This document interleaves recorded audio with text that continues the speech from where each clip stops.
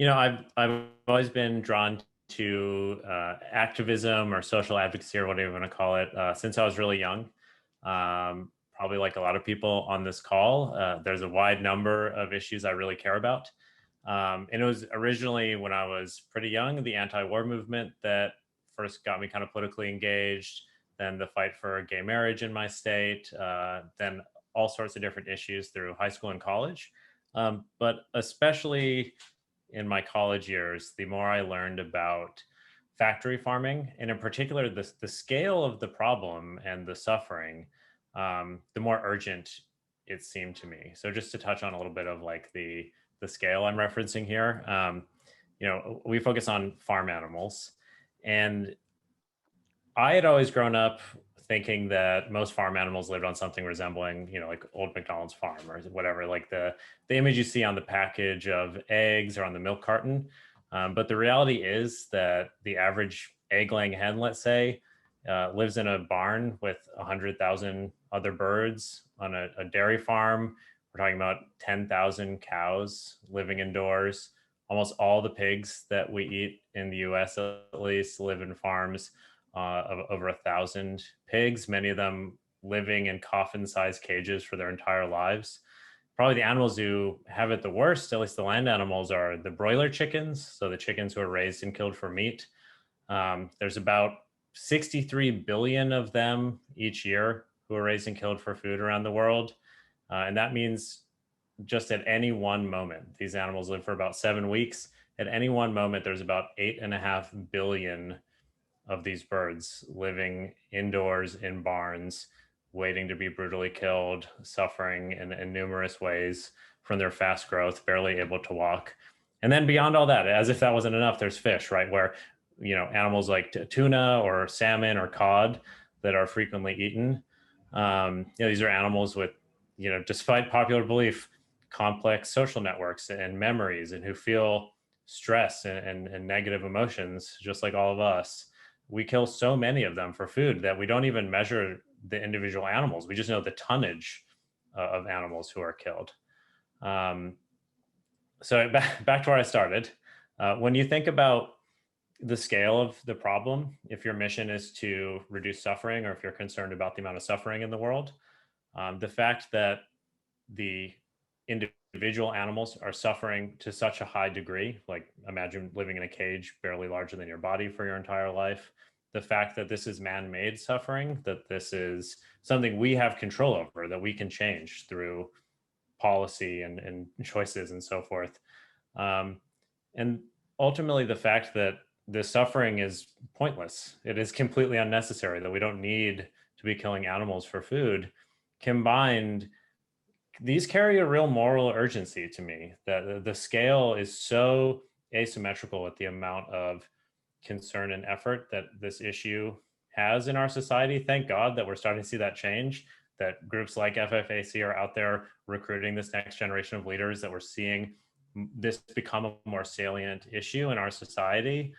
But yeah, the opportunity to take this issue on, I think, as activists is somewhat irresistible. Just the amount of suffering and our growing agency to do something about it is quite exciting. And I think, I focus here, and sorry for the wordy answer, but I've talked here mostly about animal suffering, and that's really what the Humane League's focus has historically been. But I know this is a series where you're covering some of the other kind of intersections with factory farming and other issues. The reality is that it's not just the horrible suffering and torturing of animals. I mean, it's horrible for workers, it's horrible for farmers, it's destroying the planet, not to mention zoonotic diseases and pandemics, something probably everyone on this call cares about a lot these days.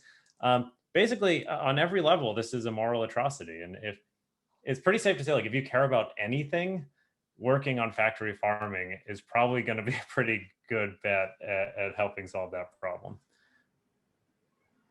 Yeah, I mean, that really resonates with me. You and I have talked about, our different journeys, and mine has certainly not been, I graduated from college and immediately started working in this animal rights movement. It's been, in a lot of different areas, and really understanding the connections between all of these has been really key and a huge part of our work.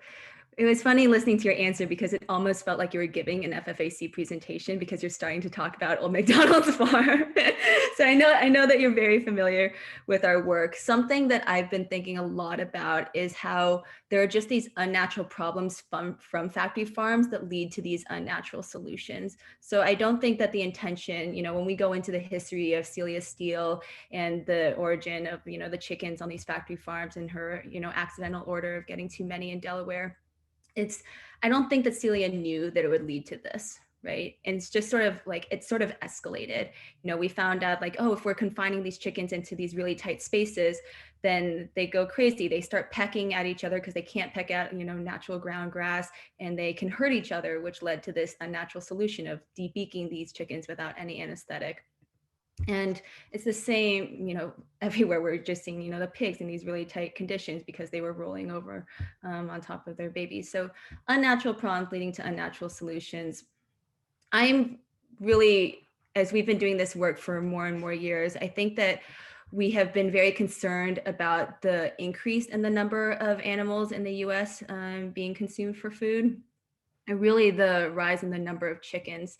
I'm wondering if you can tell us a little bit more about what you've been observing with this rise in chickens, and what do you think the societal factors are that are contributing to this rise? Yeah, well, it's definitely a complicated question. You know, first of all, just as kind of like factory farming basics, because I think we have some folks who are relatively new to this cause area on the call. When it comes to talking about chickens, there's, you know, the egg laying hens who represent maybe about 10%. There's about one hen per American, roughly, in the US right now. They live for a little bit longer than a year. About 2/3 of them, or 70% of them, are living in battery cages, which has been kind of a hallmark issue of the animal rights movement for some time, getting birds out of cages. And then there's the birds who are raised and killed for meat, popularly called broiler chickens by the industry.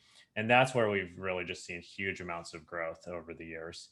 And those birds are, you know, they're genetically selected not to lay eggs very rapidly over a long period of time, but to convert feed into breast meat essentially as efficiently as possible. So speaking to your, you know, unnatural solutions for things, I mean, just generation after generation after generation of bird, each one selected to just grow incredibly quickly. So we're slaughtering essentially baby animals, just a number of weeks old, who are 4 or 5 times larger than an adult chicken, you know, year-old chicken, you know, before all this genetic selection happened. So from an animal suffering perspective, the increase in chicken meat consumption is incredibly alarming, because these birds have been on this one-way trajectory of genetic selection, which results in horrible outcomes for their welfare, where they're barely able to stand, where they often die from heart failure, many other complications and disease. The reason for this, I mean, it's complicated. It's not just in the US. You know, if we look at trends around the world, I mean, broadly speaking, what you see is the amount of how well the economy is doing essentially is kind of strongly correlated with the amount of meat consumption. So we're seeing in developing economies around the world, as the like kind of per capita income goes up, we also start to see an increase in meat consumption, often chicken. And that's so that if you're looking for like one single factor, that's there. In the US, I think it's a little bit more complicated, and it's very cultural as well. I think there's been a very long marketing campaign for chicken, which is seen as basically a healthy food that everyone likes, that's easy to cook, that's in everything. Sorry about the car alarm sounds in Brooklyn. It'll come and go throughout this.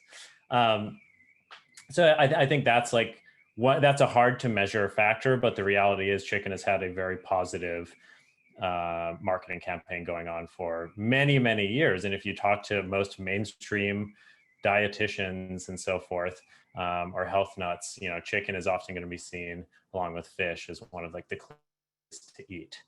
So I think that's a big part of it. And a lot of people have been similarly, red meat has been in decline culturally in that way. It's seen as less healthy, it's seen as more polluting, and so on and so forth. So all of these trends, and especially globally, have resulted in really bad outcomes for these billions of birds, sadly.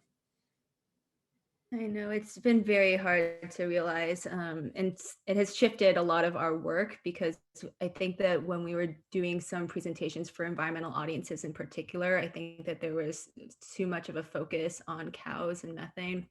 And we really have been trying to educate folks about the impacts environmentally of chickens.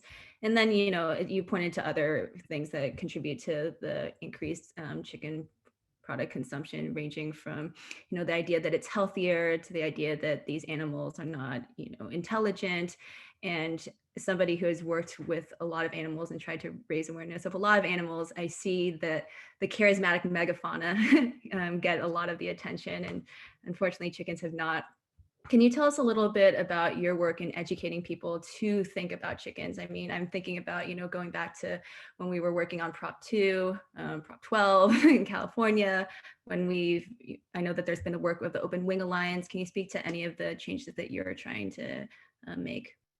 Yeah, so my organization, the Humane League, I would say, well, actually, I guess in our 3-year strategy, the number one priority is change the world for chickens. So this is something that we're thinking about when we go to bed at night and when we wake up in the morning, is the suffering of chickens around the world.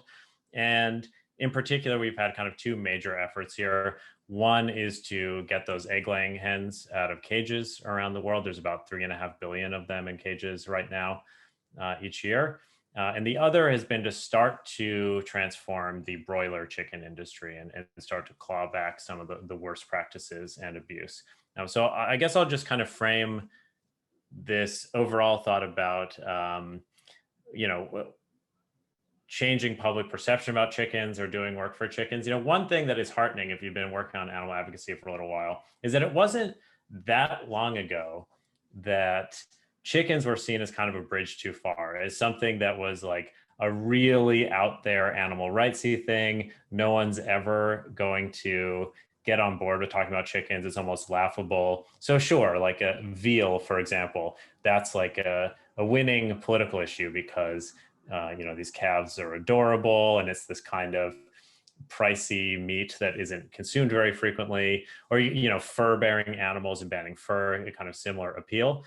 And it's not that much later that I would say like the main political action for animals, the main institutional change for animals, is all around chickens, egg laying hens, and to some degree these broiler chickens. And you can imagine like the similar conversation that's happening now with fish. We're going to look back on that hopefully in 10 years or 15 years or whatever, and see a similar pattern. So I think there is some reason for optimism and hope.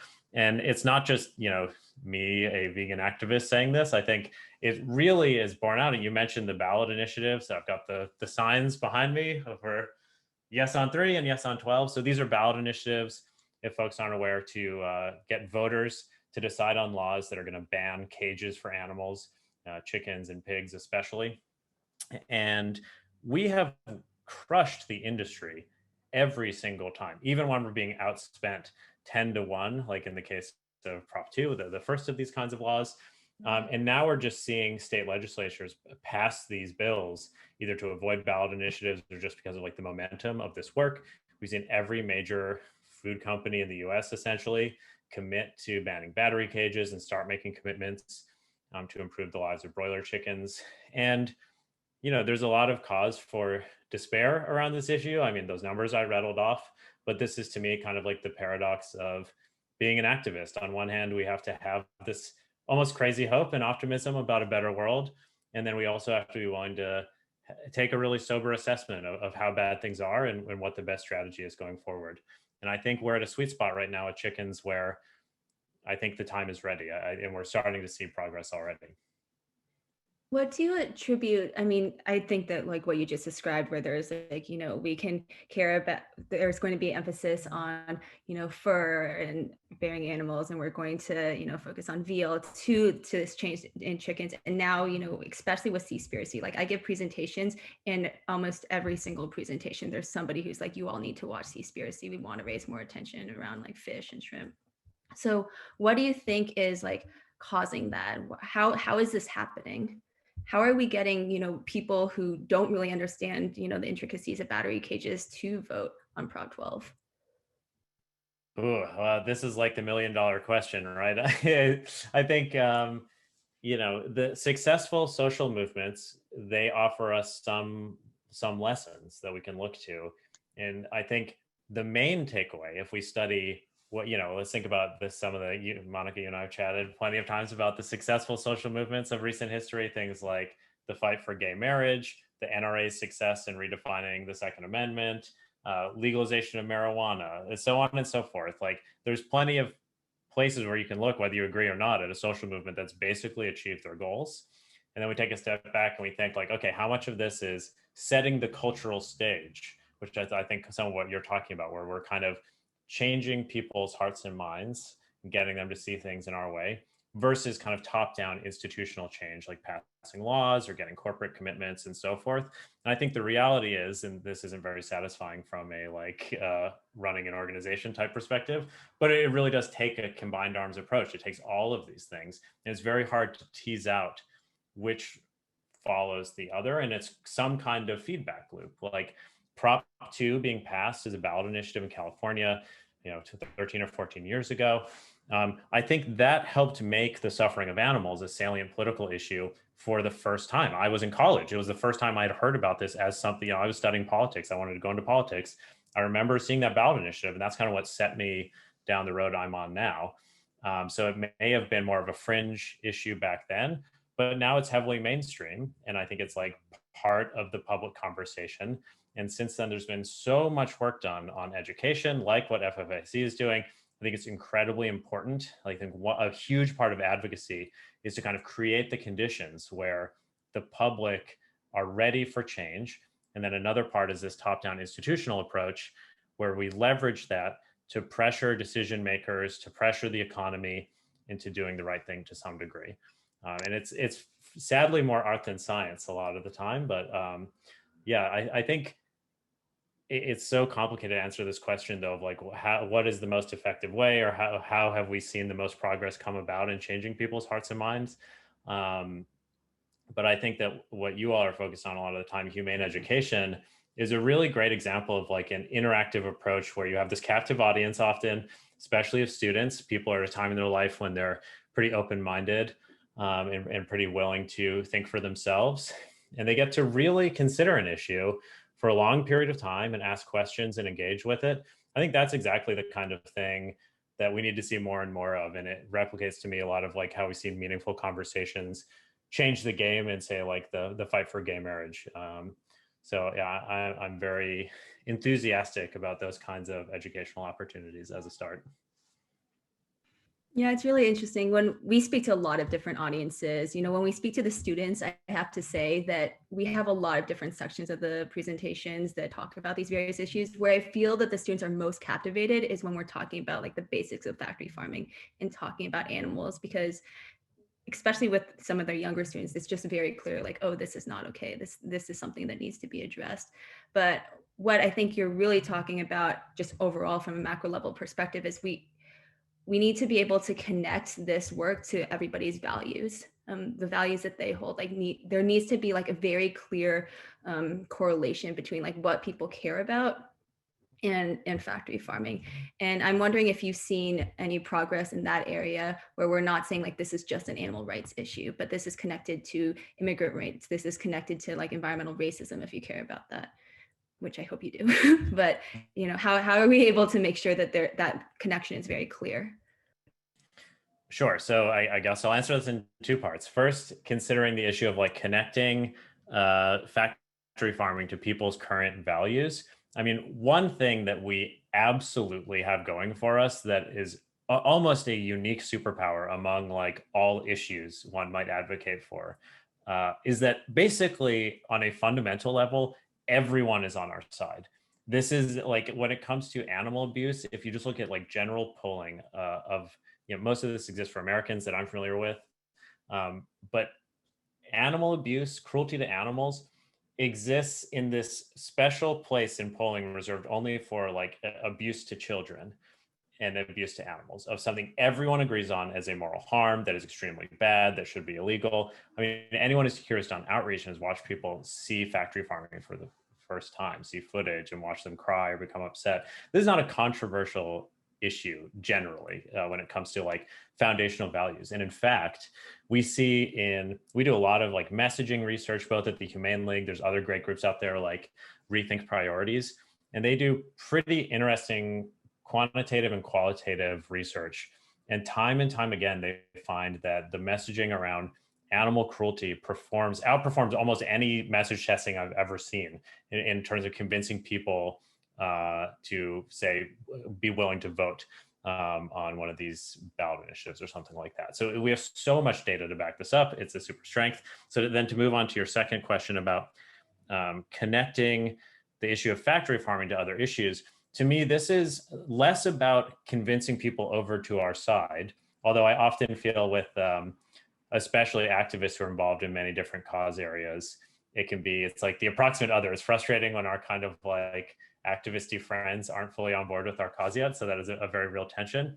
But I think, to me, that question exists in the world of coalition building and affecting change. And I think the animal movement has yet to really develop any political power. And I think that is really our first mission, is we need to develop political power, and then we can leverage that. We have something to offer other movements. So I'm not talking about individual activists. Like, of course, we all want to be educated and aware of how our issue intersects with other issues and understand all that. And we want to bring the open-mindedness that we hope from others to their cause areas as well.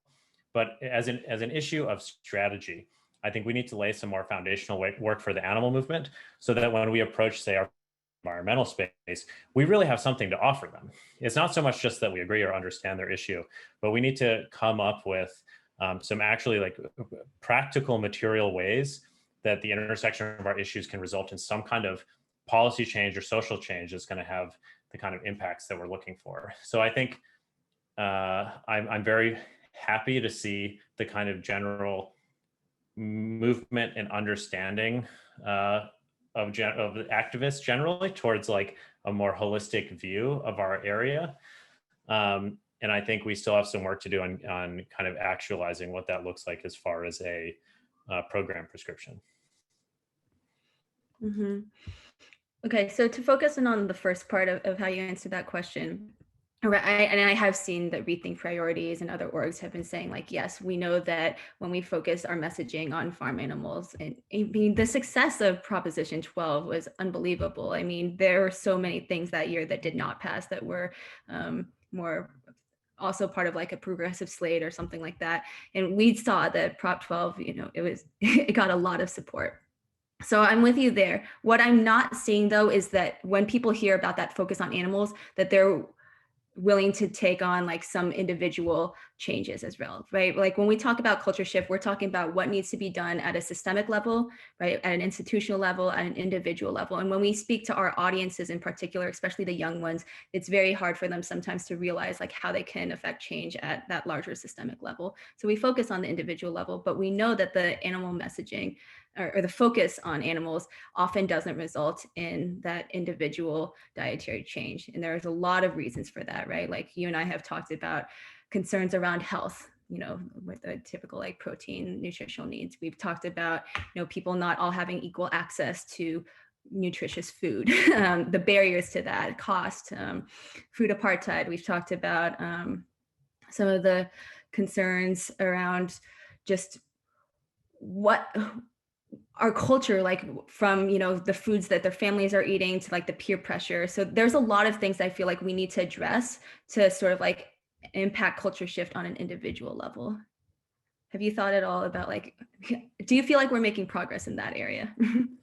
Sure. Yeah. And sorry, I was definitely answering that more from thinking about the lens of the Humane League's work, which is focused on kind of companies and laws and so forth. I think when it comes to individuals, you're absolutely right. I mean, it's the number one thing, as you are all expert in, is kind of meeting your audience where they're at and connecting with them from where they're coming from, and listening to their interests and their challenges and so forth. And I think that's definitely something the movement has become much more sophisticated in than when I was getting started. And I mean, I think there was definitely a sense, and there often is a sense among, if you meet people who've just gone vegan, let's say, or just become animal activists, I think often when met with the horror of factory farming and the scale of the problem, it's very easy to retreat to a place of like, if I had known about this before, I would have changed, and I feel betrayed that no one told me, and now I'm just going to show everyone this horrible footage,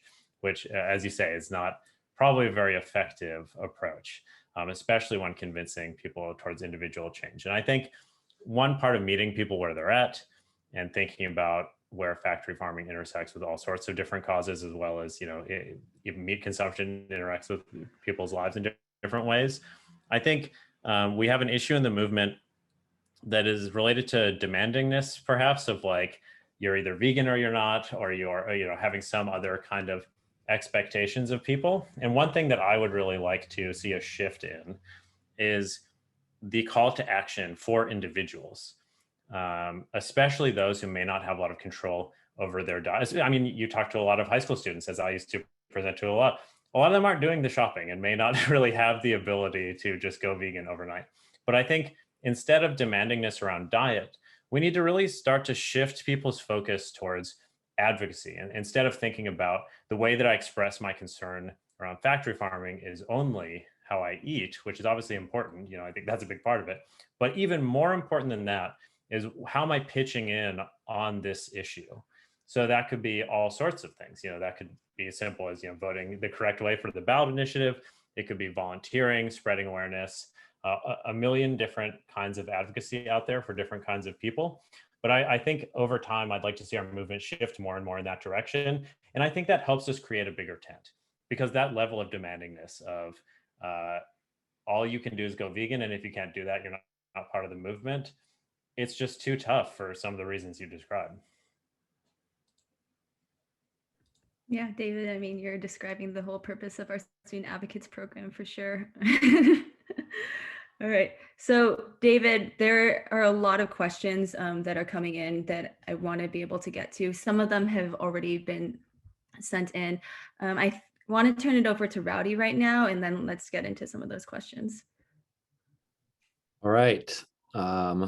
Fascinating conversation. We are going to stop the recording and get into more of this kind of discussion, community building type thing. But first, we are going to do a quiz and a giveaway. And we have got a very special product to give away, a one-of-a-kind. Can you see it? Oh, that's my ponytail, Palm. A one-of-a-kind, no longer in production, Dr. Bronner's and factory farming soap. So to win this very special prize, you're going to have to answer the poll and then react. Okay, so we're going to ask this following question about chickens, and you're going to have to answer it and react to be qualified to win this one-of-a-kind prize. And the question is, how many different sounds do chickens make to communicate with each other? How many different unique sounds? Is it 7, 19, 30, or 75? Chickens, very talkative. They got a lot to say. And this is the best data that we have so far. And we have to react. Don't forget that you have to react when you've answered the question in order to be qualified for the Dr. Bronners. You have to answer the poll and react. Chickens make how many unique sounds with one another? We're getting a winner. React. Yes, there's a reactions button next to the leave button. I'll do it right now. Down on the bottom of your Zoom screen, it says reactions. You click it. Oh, here we go. Now we're getting some reacting. Okay. This is fun. We're all still learning about the Zoom thing, We're all still figuring it out. All right, do we have a winner? We do. The winner is Tom. I'm going to mess up your last name, and I forget. Tom, forgive me, Tom Bilello. Congratulations, Tom. That's right. Around 30 sounds they make with each other, ranging from thanks for the food to there's a predator close by. People who live with rescued chickens in their homes, they know exactly what their birds are saying and what they need. just like a mother understands her baby's different cries. They're wonderful beings. And with that, I'm going to send it back to Monica for the question and answer. Congratulations, Tom. Great, thank you. All right, I want to remind everybody that this is not being recorded. Please be putting your questions in the chat. I might be